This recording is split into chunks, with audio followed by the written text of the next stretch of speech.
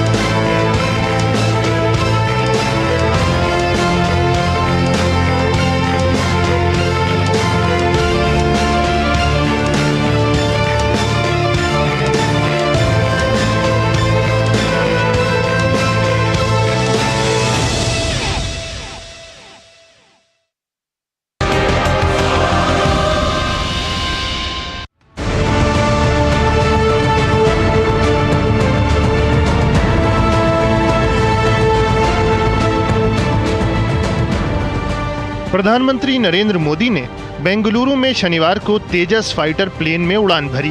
PM ने कहा कि तेजस में सफलतापूर्वक सॉर्टी की ये गजब का अनुभव रहा। इस उड़ान से मेरे अंदर देश की स्वदेशी क्षमताओं पर भरोसा और बढ़ गया है। प्रधानमंत्री ने सोशल मीडिया प्लेटफॉर्म X पर लिखा कि मैं आज तेजस में उड़ान भरते हुए अत्यंत गर्व के साथ कह सकता हूँ कि हमारी मेहनत और लगन के कारण हम आत्मनिर्भरता के क्षेत्र में विश्व में किसी से कम नहीं हैं। भारतीय वायुसेना, DRDO और HAL के साथ ही समस्त भारतवासियों को हार्दिक शुभकामनाएं। तेजस में उड़ान भरने से पहले पीएम मोदी ने बेंगलुरु स्थित हिंदुस्तान एरोनॉटिक्स लिमिटेड का दौरा किया। तेजस को HAL ने विकसित किया है। ये सिंगल इंजन वाला हल्का लड़ाकू विमान है। वायुसेना में इसकी 2 स्क्वाड्रन शामिल हो चुकी हैं। केंद्र सरकार ने देश की रक्षा तैयारियों को बढ़ाने और स्वदेशीकरण के लिए बड़े कदम उठाए हैं, जिनमें तेजस विमान भी शामिल है। विमान का पहला संस्करण 2016 में भारतीय वायुसेना में शामिल किया गया था। मोदी सरकार के तहत 83 LCA Mk-1A विमानों की डिलीवरी के लिए 36,468 करोड़ रुपए का ऑर्डर HAL को दिया गया है, जिसकी डिलीवरी फरवरी 2024 तक शुरू होने वाली है। LCA तेजस के आधुनिक और अधिक घातक संस्करण LCA Mk-2 के विकास के लिए 9,000 करोड़ रुपए से अधिक की मंजूरी दी गई है। विमान इंजन सहित स्वदेशीकरण को और बढ़ावा देने के लिए जून 2023 में प्रधानमंत्री की अमेरिका यात्रा के दौरान भारत में GE इंजन के निर्माण के लिए प्रौद्योगिकी हस्तांतरण पर GE के साथ बातचीत की गई है।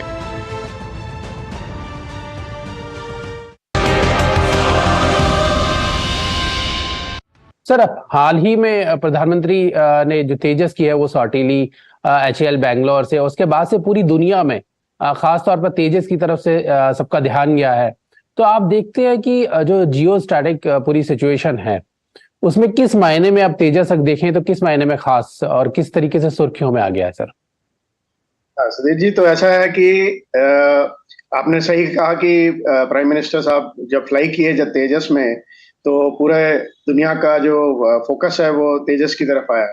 और अभी आप अगर सिचुएशन देखें तो जियोपॉलिटिक्स की आपने बात की, तो उसमें क्या है कि अब आप देखिए कि चाइना जो है वो काफी पावरफुल होते जा रहा है इकोनॉमिकली और मिलिटरीली, और जो यूएसए को चैलेंज कर रहा है।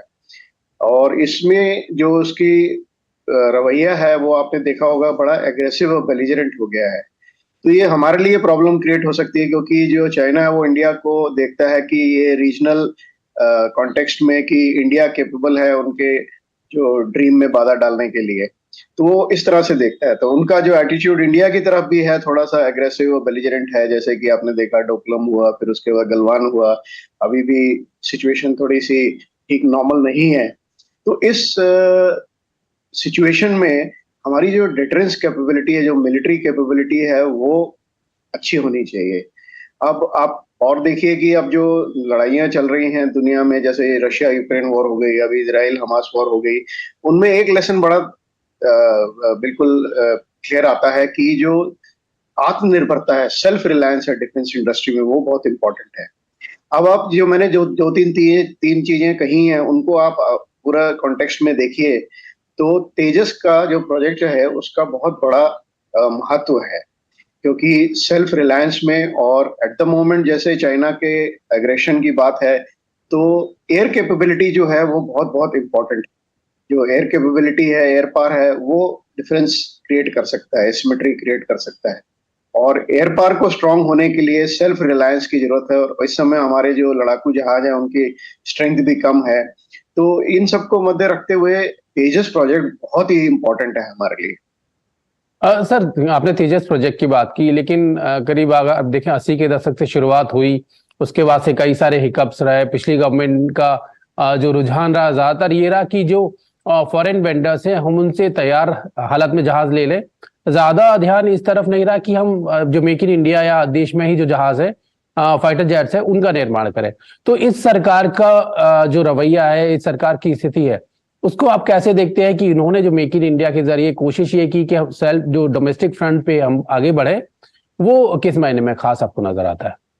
आपने बहुत ही महत्वपूर्ण बात कह दी कि इंडिया जो है, ऐसा नहीं है कि हमारा फोकस नहीं था सेल्फ रिलायंस या आत्मनिर्भरता थे, पहले से भी हम लोग कोशिश कर रहे हैं।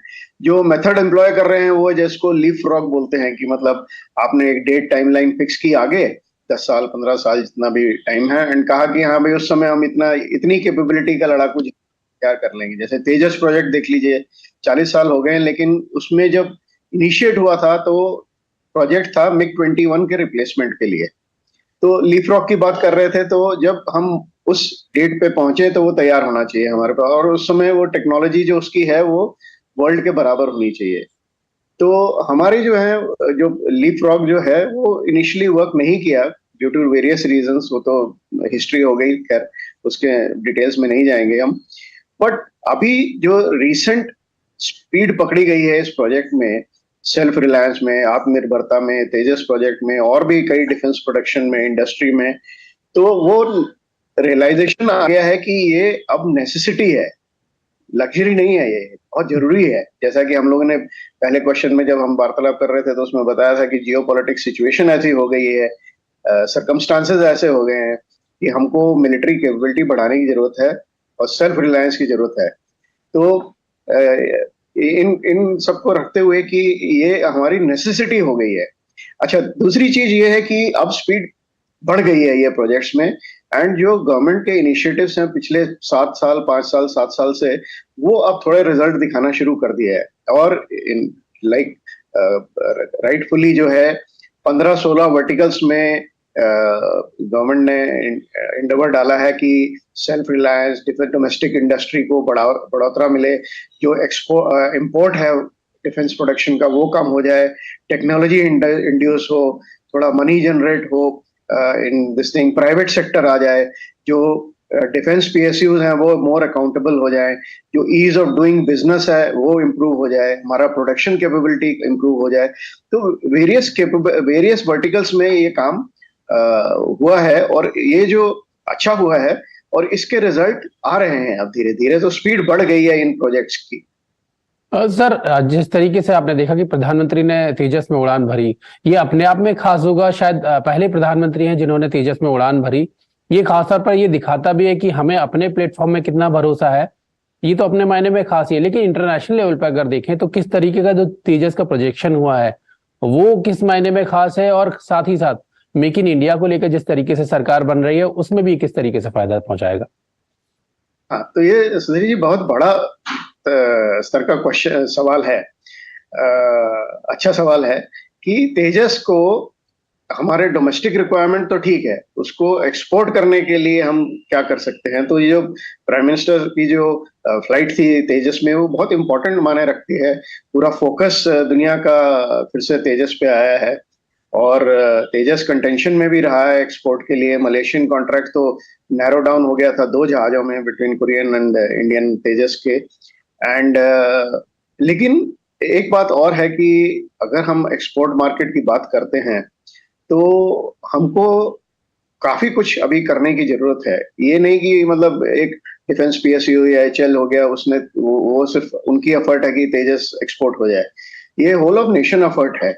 इसमें काफी चीजों मुद्दों पे जोर देने की जरूरत है, जैसे कि एडवर्टाइजमेंट हो गई, वो तो हो गया हमारा कि हम शोकेस कर रहे हैं उनको डिफरेंट एयर शोज में। अभी एक्सरसाइजेस में भी पार्ट ले रहे हैं। हमारे जो डोमेस्टिक डिस्प्लेज होते हैं उसमें तेजस हमेशा पार्ट लेता है, तो फोकस में रहना चाहिए, वो रहता है।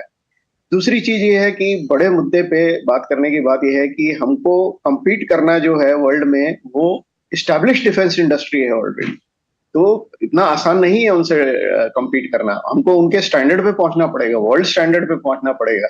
हमको अपने वर्क इथोस देखने पड़ेंगे, क्वालिटी देखनी पड़ेगी, प्रोडक्शन रेट देखना पड़ेगा, टाइम पंक्चुअलिटी देखनी पड़ेगी, हमारा वर्किंग एथॉस देखना पड़ेगा, हमारा सेफ्टी कल्चर देखना पड़ेगा। तो ये बहुत बड़ा मुद्दा है, इसको हमको होलिस्टिक अप्रोच लेनी पड़ेगी, तब इसको जाके हम एक्सपोर्ट कर पाएंगे। सर, आपने बिल्कुल वह कल्चर और स्टैंडर्ड की बात की। अभी हाल ही में जब तेजस पे बात हो रही थी तो जो HAL के CMD हैं उनसे हमारी बातचीत हो रही थी, तो साफ तौर पर उन्होंने कहा कि 40 साल का करीब आप स्पैन देखें तो तेजस का कोई भी एक्सीडेंट, कोई भी ऐसी दुर्घटना तेजस में नहीं हुई है। ये अपने आप में साफ तौर पर दर्शाता है कि कितना सुरक्षित विमान है, कितना बेहतर तरीके से हम इसको आगे लेकर आ रहे हैं। खासियतों की अगर बात करें मतलब तो किस मायने में खास है और किस तरीके से भारतीय वायुसेना की जो जरूरतें हैं उसको किस लिहाज से ये पूरा कर रहा है? सर, पहले तो मैं टचवुड करता हूं कि ये रिकॉर्ड जो है बना रहे, और भारतीय वायुसेना का मैं पार्ट रहा हूं 40 साल से। तो जो आपने जो मुद्दा बोला है वो बहुत ही मतलब दिल के पास है, तो मेरा टचवुड है कि ये जो रिकॉर्ड है वो बना रहे। दूसरी बात आपने कही कि भारतीय वायुसेना में कैसे इसका रोल रहेगा। तो जैसा कि मैंने बोला कि इसका जो ओरिजिनल एम था वो था MiG-21 रिप्लेसमेंट, और MiG-21 जो था मेन स्टे था इंडियन एयरफोर्स का। मैक्सिमम नंबर ऑफ जहाज MiG-21 थे, और बहुत बढ़िया जहाज था वो अपने टाइम का। It was one of the wonders of its time, और मैंने बहुत एक्सटेंसिवली फ्लाई किया है, और MiG-21 is very close to the heart. अच्छा, तो ये जो तेजस था ये MiG-21 को रिप्लेस करना था। ड्यू टू डिले जो भी हुआ है, अभी ये प्रोजेक्ट जो है इवॉल्व हुआ है, और इसमें कंटिन्यूसली इम्प्रूवमेंट। ऐसा नहीं है कि शुरू से ही प्रोडक्ट था, देयर वाज शॉर्टिंग थी, उसमें प्रॉब्लम थी, टीथिंग प्रॉब्लम्स थी, हर एक प्रोजेक्ट में होती हैं, लेकिन उसमें अभी इवॉल्व हुआ है ये 40 साल में, और अब जो प्रोडक्ट आ रहा है वो काफी अच्छा है। इसमें ऐसा है कि जहाज बनाने के लिए 4-5 चीजें बहुत जरूरी है। एक तो डिजाइन, सो डिजाइन बहुत सक्सेसफुल रहा है इसका। दूसरी चीज कंट्रोल लॉज बहुत इंपॉर्टेंट है, एंड तो कंट्रोल लॉज जो हमने बनाए हैं, इंडिजिनस अपने बनाए हैं, वो बहुत सक्सेसफुल रहे हैं।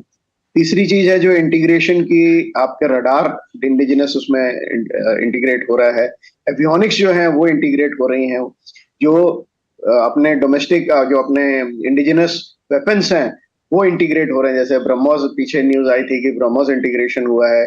जो हमारे BVR हैं, अस्त्रा हैं, missiles, air to air missiles, air to ground weapons, वो सब इंटीग्रेट हुए हैं। शॉर्टकमिंग्स भी हैं, जैसे अभी at the moment indigenous content हमको बढ़ाने की जरूरत है। और बिगेस्ट शॉर्टकमिंग अभी जो हमारी रिलायंस है वो इंजन पे है, जो जेट इंजन है वो हम बाहर के देशों पे रिलायंट है। सो ये प्रोजेक्ट का एडवांटेजेस और डिसएडवांटेजेस। अदरवाइज जहाज बहुत बढ़िया है। एंड जो फ्यूचर अगर हम इसी स्पीड पे काम करते रहें जैसे कि अभी इम्पेटस मिला है और इसको बढ़ाते हैं, तो आगे जाके जैसे प्लान है मार्क 2 बनाने का, एमका बनाने का 5th जनरेशन, तो मेरे ख्याल से ये जो है इंडियन एयरफोर्स का मेन स्टे बन जाएगा, जो मैक्सिमम नंबर इसी से, और सेल्फ रिलायंस इंडस्ट्री को, आत्मनिर्भरता को बढ़ोतरी मिलेगी इससे। सरकार की तरफ से एक बहुत बेहतर जो साझेदारी की बात की गई है कि जीई के साथ एचएएल जो है वो अब भारत में इसका इंजन बनाएगा। तो आपको लगता है कि साझेदारी में जो तकनीकी सहायता मिलेगी या जो हम तकनीकी महारत इसमें हासिल करेंगे, क्या वो भविष्य में हमारे अपने इंजन के निर्माण के लिए बेहतर साबित होगी? तो ऐसा है कि ये भी बहुत बहुत इम्पोर्टेंट मुद्दा है। जो इंजन टेक्नोलॉजी है, जो जहाज की इंजन टेक्नोलॉजी है, जेट इंजन्स की जो है, वो बहुत ही डिफिकल्ट टेक्नोलॉजी है। उसमें आप देखिए कि एक तो टेम्परेचर्स बहुत हाई हैं, और दूसरा जो उनका स्पीड होती है रिवॉल्विंग की, जो उसकी आरपीएम होता है वो बहुत हाई होता है। तो उसमें जो पार्ट्स होते हैं, ब्लेड्स होती हैं, जो टरबाइन होती है, और जो कंबशन चैम्बर, उसमें जो टेक्नोलॉजी है वो बहुत यूनिक है और इम्पोर्टेंट है, क्योंकि उसको ये सारी चीजें झेलनी पड़ती हैं। तो उसमें क्या है कि ये टेक्नोलॉजी कुछ ही देशों के पास, कुछ ही कंपनियों के पास है, और वो उसको देना नहीं चाहते बाकियों को, क्योंकि ऑब्वियसली उनके लिए वो रेवेन्यू का सोर्स है। तो अब इंडिजिनस डेवलप करने में इसमें टाइम लगता है। इवन चाइना का आप डिफेंस इंडस्ट्री देखिए, काफी एडवांस्ड है एरोस्पेस इंडस्ट्री, लेकिन वो भी इंजन प्रोडक्शन में थोड़ा जूझ रहे हैं उस प्रॉब्लम से।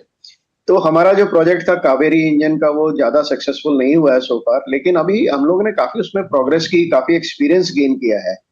तो अभी भी कोशिश पूरी है कि हम इंडिजिनस अपना इंजन बना सकें। दूसरी चीज आपने बड़ी इंपॉर्टेंट कही कि ऐसा है कि दो तरीके होते हैं। एक तो आप इंडिजिनस अपना बनाते रहिए, कोशिश करते रहिए, उसमें पैसा डालते रहिए, R&D करते रहिए, टाइम लगेगा उसमें और पैसा लगेगा। दूसरी चीज ये है कि आप बाहर से मदद ले लीजिए। तो इस समय जो वो मौका आ गया है जबकि हमको मदद देने के लिए लोग तैयार हैं, और हमारी गवर्नमेंट की भी कोशिश है और हमारी भी कोशिश है कि हम बाहर के मदद के साथ हम इस टेक्नोलॉजी को बढ़ोतरी दे सकें और इंडिजिनस इंजन प्रोड्यूस कर सकें। अब हम कितने लेवल पे उसको कोऑपरेशन कर सकते हैं दूसरे देशों से, कितनी टेक्नोलॉजी इन्फ्यूज कर सकते हैं उनसे, वो उस पर डिपेंड करेगा फ्यूचर की हमारा प्रोजेक्ट सक्सेसफुल होता है कि नहीं। मैं ऑप्टिमिस्ट हूं, तो मैं सोचता हूं कि फ्यूचर में हम अपना इंजन बना पाएंगे, और बाय द टाइम मार्क 2 या एटलीस्ट एमका प्रोजेक्ट जब तक फ्रक्टिफाई होगा, हमारा इंजन तैयार हो जाना चाहिए। तेजस तो अभी चर्चा में है ही, हालांकि नौसेना जो इसका नौसेना का संस्करण है उसकी भी खासी चर्चा है कि अभी इससे थोड़े दिन पहले ही INS विक्रांत पे उसने नाइट लैंडिंग भी की, सक्सेसफुल हुआ। तो इसके विकास को आप कैसे देखते हैं? क्या मतलब फ्यूचर में ये भी हमारे पास होगा, जो हमारी जो नौसेना की जरूरत है उसके लिहाज से भी हम इसमें आगे बढ़ सकेंगे?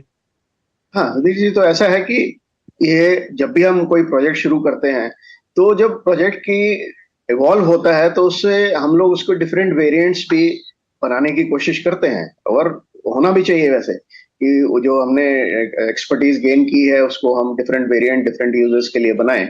तो इसमें भी नौसेना के लिए जो जहाज था उसकी जो है पिक्यूलरिटीज होती, थोड़ी उसकी रिक्वायरमेंट थोड़ी ज्यादा होती है, डिफरेंट होती है। कि एक तो आप देखिए, छोटा सा पूरा 3 किलोमीटर का तो रनवे होता नहीं है, तो कैरियर पे जब ऑपरेट करते हैं तो उनको हाई थ्रस्ट चाहिए, थ्रस्ट टू वेट रेशियो, ताकि जहाज छोटे से डिस्टेंस में टेक ऑफ कर जाए। लैंडिंग के लिए बड़ा फर्म लैंडिंग करनी पड़ती है, और हेरस्टर हुक होता है, तो उसमें अंडर कैरेज जो सिस्टम है वो बहुत स्ट्रांग होना चाहिए। मैंने 1-2 एग्जांपल दिए हैं, उसमें और भी कई चीजें हैं जो नेवल वर्जन में जरूरी हैं। तो जो नेवी का प्रोजेक्ट था, LCA नेवी का, वो 20 साल पहले दिमाग में आया था और शुरू हुआ था प्रोजेक्ट, लेकिन उसकी जो प्रोग्रेस थी, उसकी जो प्रॉब्लम्स थी, वो थोड़ा उसमें टाइम लगा उसको रेक्टिफाई करने में। तो 2016 में नेवी ने डिसाइड किया था कि उनको उस समय जरूरत है जहाज की, तो बाहर से लेने के लिए जहाज लेने के लिए, और ये जो प्रोजेक्ट है उन्होंने ड्रॉप कर दिया था। लेकिन हमने काफी एक्सपर्टीज गेन की है। अब जैसे आपने बोला कि कैरियर ऑपरेशन चल रहा है, तो उस समय डिसाइड किया था कि इसको हम टेक्नोलॉजी डेमोन्स्ट्रेटर की तरह से रखेंगे, प्रोजेक्ट को अलाइव रखेंगे। तो नाइट ऑपरेशन या कैरियर ऑपरेशन भी हुए हैं। तो अभी जो 2021 में जो एरो इंडिया था, उसमें एचएएल ने अनाउंस किया है कि वो नेवी के लिए फ्यूचर में twin engine tech based fighter बनाएगा, TED-BF। दैट मींस हमने एक्सपर्टीज गेन की है एलसीएन नेवी प्रोजेक्ट से, उसको यूज करके वो twin engine tech based fighter आगे बनाएगा। बिल्कुल सर, रक्षा मंत्री ने भी कई बार अपनी भाषणों में कई बार या मीडिया से भी बातचीत करते हुए लगातार उन्होंने ये कहा कि आत्मनिर्भरता का मतलब ये नहीं है कि भारत हर चीज बनाएगा, सारी चीजें हम ही बनाएंगे। वर्ल्ड में एक कोहेसिव बिहेवियर में हम साथ में बढ़ेंगे कि कुछ चीजें दूसरे देश बना रहे हैं, कुछ बेहतर साजो सामान हम बना रहे हैं, लेकिन हमारी रक्षा निर्भरता है जो वो हमारे पास रहनी चाहिए। हमें किसी और के ऊपर निर्भर नहीं रहना चाहिए कि जब भी कोई युद्ध की स्थिति या ऐसा कोई वातावरण बने जब हमें सामान की जरूरत हो, तो सारा साजो सामान हमारे पास अवेलेबल रहे। सर, डीडी न्यूज से बातचीत करने के लिए बहुत बहुत धन्यवाद। Thank you sir. Thank you, धन्यवाद।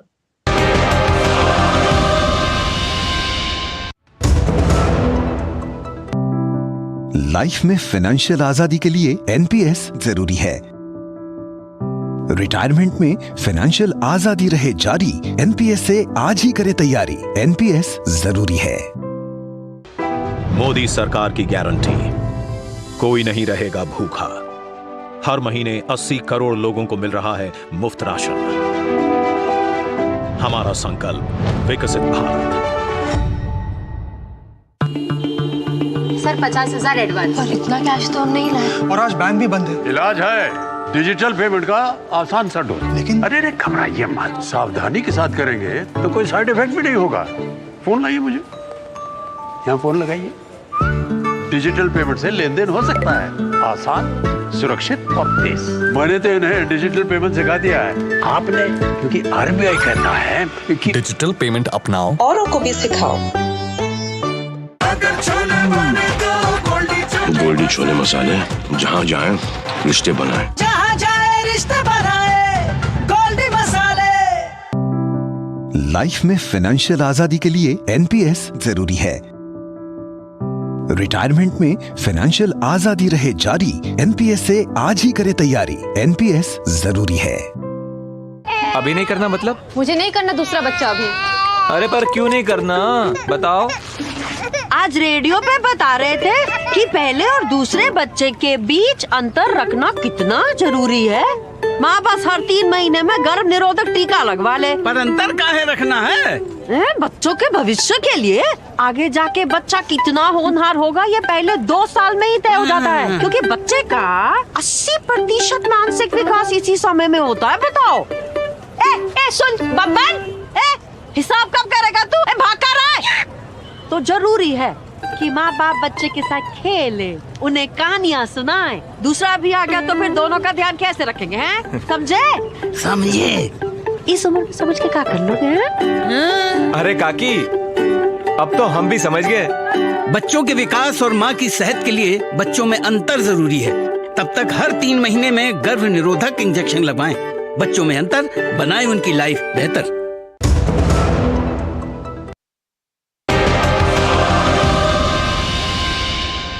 रक्षक में अभी वक्त है रक्षा सुरक्षा रणनीति से जुड़ी तमाम बड़ी खबरों का, तो आइए देखते हैं 10 कदम।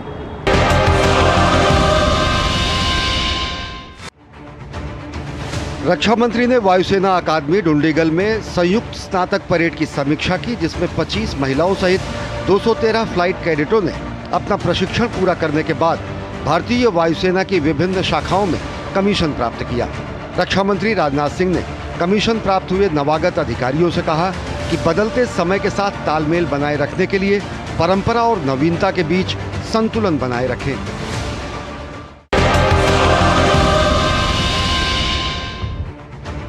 रक्षा मंत्रालय ने भारतीय तटरक्षक बल के लिए अगली पीढ़ी के आधुनिक 6 अपतटीय गश्ती जहाजों की खरीद के लिए बीते 20 दिसंबर को Mazagon dockyard ship builders limited के साथ एक करार पर हस्ताक्षर किया। ये करार देश की स्वदेशी जहाज क्षमता निर्माण को बढ़ाने, समुद्री आर्थिक गतिविधियों को बढ़ावा देने और सहायक उद्योगों, विशेष रूप से एमएसएमई क्षेत्र के विकास को प्रोत्साहन देने के साथ साथ आत्मनिर्भर भारत के उद्देश्यों के अनुरूप है।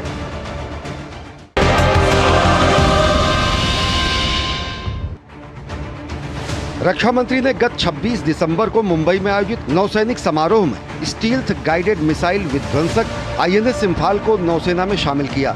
उन्होंने कहा कि 75% स्वदेशी सामग्री, उन्नत स्टील्थ सुविधाओं और अत्याधुनिक उपकरणों से लैस ये जहाज भारत की समुद्री शक्ति को और मजबूत करेगा और राष्ट्रीय हितों की सार्वभौम सुरक्षा करेगा।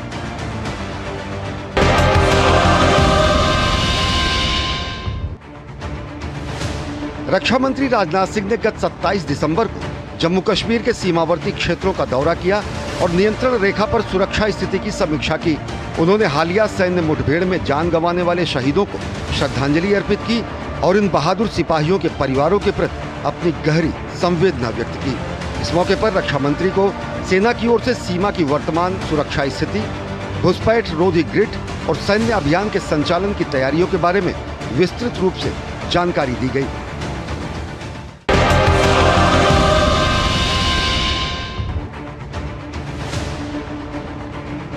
भारत और संयुक्त अरब अमीरात के बीच संयुक्त सैन्य अभ्यास डेजर्ट साइक्लोन की राजस्थान में शुरुआत हुई।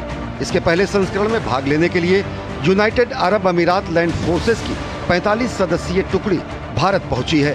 संयुक्त सैन्य अभ्यास 2 जनवरी से 15 जनवरी तक राजस्थान के महाजन में आयोजित हो रहा है। यूएई दल का प्रतिनिधित्व जायद फर्स्ट ब्रिगेड के सैनिकों द्वारा की जा रही है, जबकि 45 सदस्यीय भारतीय सेना की टुकड़ी का प्रतिनिधित्व मुख्य रूप से मैकेनाइज्ड इन्फेंट्री रेजिमेंट की बटालियन द्वारा किया जा रहा है।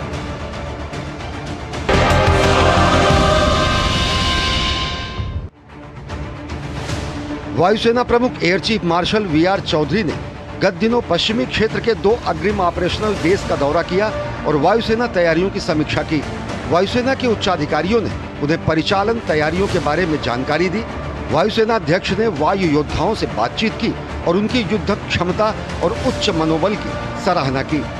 वायुसेना अध्यक्ष ने वायु योद्धाओं से बातचीत की और उनकी युद्धक क्षमता और उच्च मनोबल की सराहना की।